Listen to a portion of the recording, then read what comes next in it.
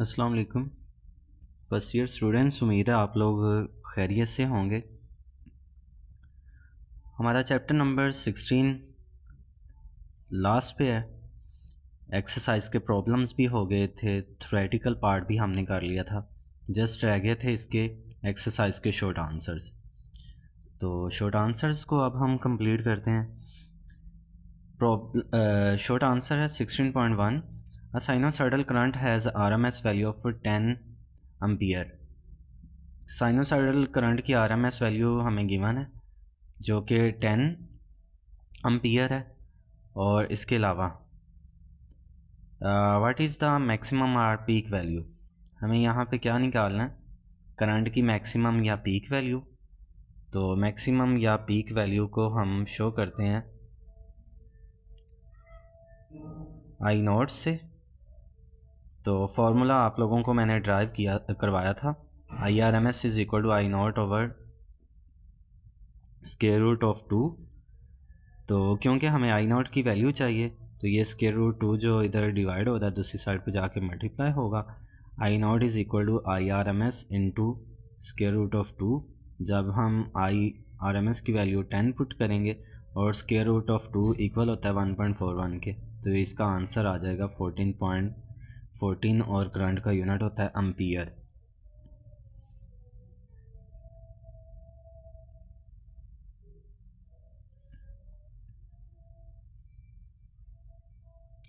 Second short answer, name the device that will permit the flow of direct current but oppose the flow of alternating current। हमें उस device का नाम बताना है जो कि क्या करती है, डायरेक्ट करंट को गुजरने देती है लेकिन जो अल्टरनेटिंग करंट होता है उसको अपोज करती है। तो हमने पढ़ा हुआ है इंडक्टर एक ऐसी डिवाइस है जो कि डायरेक्ट करंट को गुजरने देती है लेकिन जो होता है अल्टरनेटिंग करंट उसको ब्लॉ कर देती है। और दूसरा इसका पार्ट है उस डिवाइस का नाम बताएं permit flow of alternating current, जो कि अल्टरनेटिंग करंट को गुजरने की परमिशन दे लेकिन नॉट द डायरेक्ट करंट। तो हमने पढ़ा था कैपेसिटर एक ऐसी डिवाइस है जो कि अल्टरनेटिंग करंट को पास करने देती है और डायरेक्ट करंट को पास नहीं करने देती। Third question, how many times per second will an incandescent lamp reach maximum brilliance when connected to a 50 Hz source। मैंने बताया था बेसिकली ये 50 Hz सोर्स का मतलब क्या है, एक जो हमने अल्टरनेटिंग सोर्स यूज़ किया, मींस अल्टरनेटिंग सोर्स कौन है, जनरेटर से हम अल्टरनेटिंग करंट हासिल करते हैं। तो ऐसा सोर्स जिसका एक टर्मिनल 50 दफ़ा एक सेकंड के अंदर पॉजिटिव हो, जैसे ये ऊपर वाली पीक है 50 दफ़ा पॉजिटिव आए 50 दफ़ा नेगेटिव एक सेकंड के अंदर, तो हम ऐसे सोर्स की फ्रीक्वेंसी को 50 हर्ट्ज सोर्स बोलते हैं। अच्छा, तो अब क्योंकि एक कंप्लीट जो साइकिल होता है उसमें वोल्टेज की वैल्यू मैक्सिमम होती है 2 टाइम्स, एक दफ़ा पॉजिटिव मैक्सिमम मेन लाइन से ऊपर और एक दफ़ा नेगेटिव मैक्सिमम। तो जो इसकी पीक वैल्यू है करंट की वो 2 दफ़ा पहुंचेगी अपनी मैक्सिमम वैल्यू को। और इसके अलावा क्या है फ्रीक्वेंसी 50। तो जब हम 50 हर्ट्ज फ्रीक्वेंसी को ये जो 2 दफ़ा मैक्सिमम वैल्यू होती है वोल्टेज या करंट की, इस 2 से हम मल्टीप्लाई कर देंगे तो एक सेकंड के अंदर 100 टाइम्स एक इनकैंडेसेंट लैम्प बल्ब जो होता है वो अपनी मैक्सिमम ब्रिलियंस को शो करेगा, मींस मैक्सिमम लाइट शो करेगा। तो अब यहाँ पे कुछ क्वेश्चन स्टूडेंट पूछते हैं कि सर अगर एक बल्ब एक सेकंड के अंदर 50 दफ़ा ज़्यादा ग्लो करता है, 100 दफ़ा ज़्यादा ग्लो करता है और 100 दफ़ा ग्लो इतनी उसकी नहीं होती, तो फिर हमें तो कंटिन्यूसली बल्ब ग्लो करता हुआ नज़र आता है। उसकी रीज़न क्या है, एक सेकंड के अंदर जब एक बल्ब की जो ब्रिलियंस है वो 100 टाइम होगी, तो ये टाइम ही इतना शॉर्ट सा होता है कि हमें पता नहीं चलता कब बल्ब की मैक्सिमम ब्रिलियंस हुई कब मिनिमम हुई। Next question, a circuit contains an iron core inductor. एक सर्किट है जो कि किस में मुश्तमिल है, एक आयरन कोर सिलेंडर पे, मींस एक आयरन की कोर वाला मैंने सिलेंडर बना दिया, इसके ऊपर वायर की वाउंडिंग की हुई है, और आगे क्या कहा हुआ है, a switch and a DC source arrange in series. इसके साथ एक स्विच भी सीरीज़ में लगा हुआ है और एक डीसी सोर्स भी। The switch is closed end after an interval reopen. हम स्विच को क्लोज करते हैं और एक लम्हे के बाद उसको रीओपन कर देते हैं। Explain why a spark jumps across the switch contact. तो जहाँ पे स्विच कॉन्टैक्ट होता है वहाँ पे स्पार्किंग क्यों होती है, तो उसकी आप रीज़न सुन लें। ये एक कॉइल के साथ हमने स्विच को सीरीज़ में लगा दी और इसी के साथ एक डीसी सोर्स कनेक्ट कर दिया। अभी आप लोगों ने पढ़ा जो होता है ये इंडक्टर, ये डायरेक्ट करंट को अलाउ करता है। तो जब डायरेक्ट करंट इसमें से गुजरता है, तो मैंने आपको थ्योरेटिकल पार्ट पढ़ाते हुए भी बताया था, जो इंडक्टर और कैपेसिटर हैं दोनों ही एनर्जी स्टोरिंग डिवाइसेस हैं। तो जब बैटरी एनर्जी सप्लाई कर रही होती है तो ये रेजिस्टिव बिहेवियर शो करते हुए कुछ एनर्जी को स्टोर कर लेता है अपने अंदर, और जैसे ही हम स्विच को कर देते हैं रीओपन, तो जो इसने एनर्जी स्टोर की होती है वो दोबारा से इस स्विच की तरफ आती है, जिसकी वजह से थोड़ी सी स्पार्किंग होती है। तो आंसर मैंने लिखा हुआ है, an induce current is establish around an inductor. वो आपको पहले से पता है, एक कंडक्टर के अक्रॉस क्या होता है, induce current, which causes some energy store in it, जिसकी वजह से उसमें एनर्जी स्टोर हो जाती है। When the switch is reopen, जब स्विच को रीओपन कर देते हैं, this energy strikes back to the terminals. तो जो वो स्टोर हुई एनर्जी होती है वो टर्मिनल्स के साथ दोबारा जाके स्ट्राइक करती है, टकराती है। That's why a spark is produce.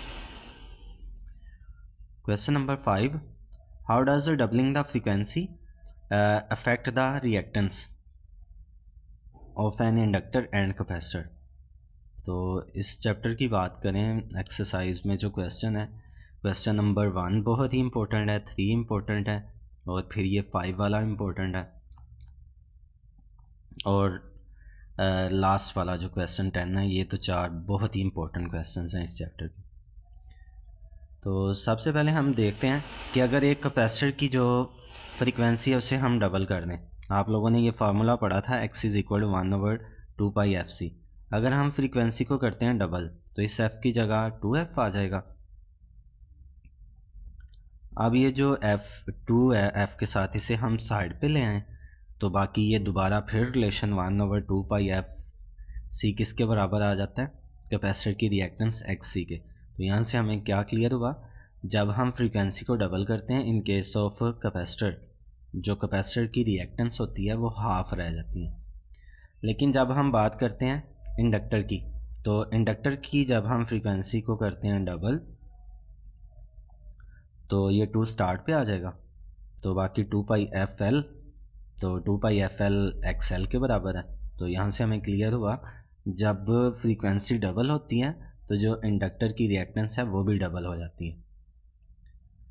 Next question, in R L circuit, एक आर एल सर्किट के अंदर विल द करंट लैग और lead the voltage.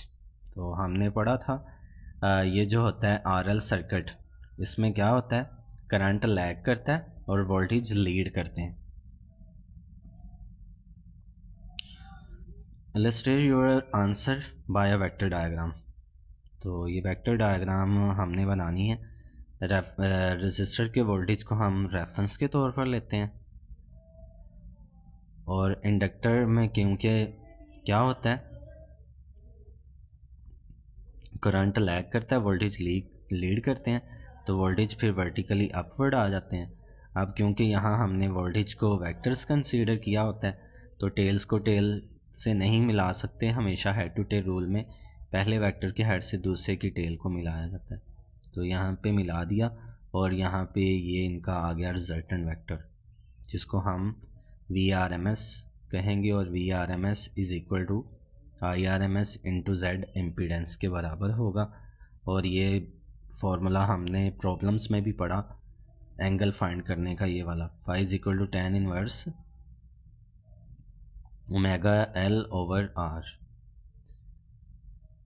Choke wire, choke क्या होती है हम पढ़ चुके हैं, कॉपर की एक थिक वायर होती है, place in a series with an electric lamp, एक इलेक्ट्रिक लैम्प के साथ उसको सीरीज में लगाया हुआ है, इन एन AC सर्किट, एक AC सर्किट के अंदर, cause the lamp to become dim. इसी को हम कंसिडर करते हैं, ये एक इंडक्टर है, अगर इसके साथ हम ये एक लैम्प है सीरीज़ में कनेक्ट कर देते हैं, लेकिन यहाँ पे जो सोर्स यूज़ किया हुआ है वो अल्टरनेटिंग सोर्स है। अब क्योंकि हम इस बात को बड़े अच्छे से जानते हैं, जो इंडक्टर है उसमें से अल्टरनेटिंग करंट पास ही नहीं करता, तो एक दफ़ा तो यहाँ से चार्जेस मूव करके जाएंगे तो बल्ब हो जाएगा ऑन। बाद में क्या होता है, अल्टरनेटिंग करंट को ये ब्लॉक कर देता है, तो एक लम्हे के लिए तो बल्ब ऑन होगा जब हम एक इंडक्टर के साथ सीरीज़ में उसको लगा देंगे। बाद में क्योंकि चार्जेस ऑसिलेट ही नहीं करेंगे, डिवाइसेस तभी ऑन रहती हैं जब चार्जेस ऑसिलेट करते रहते हैं। तो इंडक्टर के केस में तो डायरेक्ट करंट ही पास करता है, लेकिन हमने यहाँ पे AC सोर्स लगाया हुआ है, तो इसलिए क्या होगा, बल्ब डिम होने लग जाएगा, उसकी ब्राइटनेस कम होने लग जाएगी। लेकिन कहा गया वाई इट इज़ सो, ऐसा क्यों होता है कि एक वेरिएबल कैपेसिटर को जब हम सीरीज सर्किट में एडजस्ट कर देते हैं until the lamp glows with the normal brilliance, means जब हम एक वेरिएबल कैपेसिटर को उसके साथ लगा देते हैं तो उससे क्या होता है, बल्ब जो है वो दोबारा अपनी नॉर्मल ब्रिलियंस मीन जो उसकी नॉर्मल रोशनी थी वो शो कर देता है। Explain how this is possible, ऐसा कैसे मुमकिन होता है।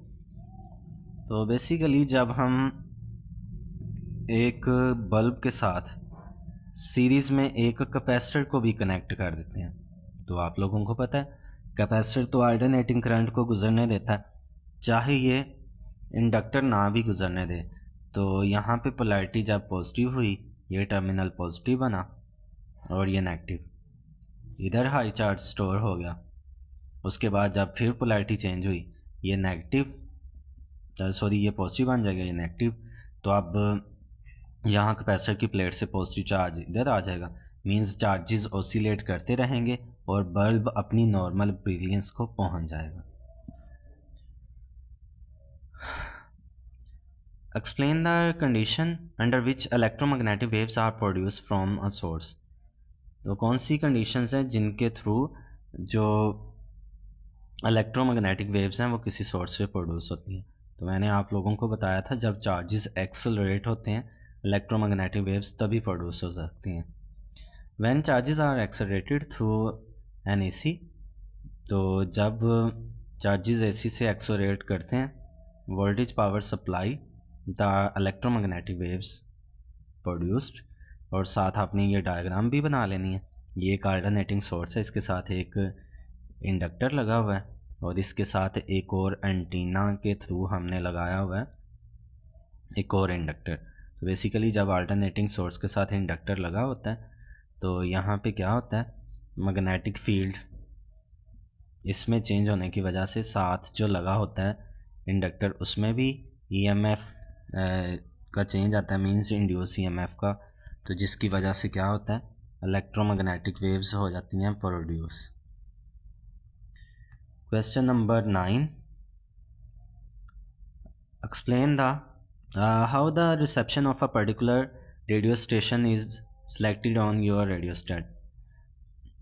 आप लोगों ने अपने मोबाइल फ़ोन में कभी FM रेडियो को यूज़ किया होगा, तो जब हम अपने मोबाइल फ़ोन से डिफरेंट फ्रीक्वेंसीज़ को चेंज कर रहे होते हैं तो कैसे हमारे मोबाइल फ़ोन पे या एफएम रेडियो स्टेशन सेट पे डिफरेंट आवाज़ें सुनाई देने लग जाती हैं, तो उसके बिहाइंड रीज़न क्या है? A variable capacitor is connected parallel to the inductor. ये एक इंडक्टर है, इसके साथ पैरेलल में एक वेरिएबल कैपेसिटर लगाया हुआ है। वेरिएबल कैपेसिटर ऐसा कैपेसिटर जिसकी कैपेसिटेंस को हम कम ज़्यादा कर सकते हैं। Is works as oscillating system, तो हम पहले भी पढ़ चुके हैं, जब इंडक्टर और कैपेसिटर दोनों पैरेलल में लगे होते हैं तो ये ऑसिलेटिंग सिस्टम का काम करते हैं। मींस जब कैपेसिटर चार्ज होता है तो ये डिस्चार्ज होता है इंडक्टर, जब इंडक्टर चार्ज होता है तो कैपेसिटर डिस्चार्ज होता है। इस वजह से चार्जेस ऑसिलेट करते रहते हैं इन दोनों के अक्रॉस, तो ये एक ऑसिलेटिंग सिस्टम बनाते हैं। whose if a frequency is changed by changing the capacitance of the variable capacitor, means जब वेरिएबल कैपेसिटर की कैपेसिटेंस को चेंज करेंगे तभी ये ऑसिलेटिंग सिस्टम बनेगा। So in this way a particular radio station is selected on our radio state. Last question, बल्कि ये मैं आप लोगों को कल करवा चुका हूँ। एफएम क्या होता है, एएम क्या होता है, इनकी रेंजेस भी आप लोगों को बता देंगे। तो बच्चों, आप लोगों का चैप्टर हर लिहाज से कंप्लीट। कल हम इंशाल्लाह चैप्टर नंबर 18 स्टार्ट करेंगे।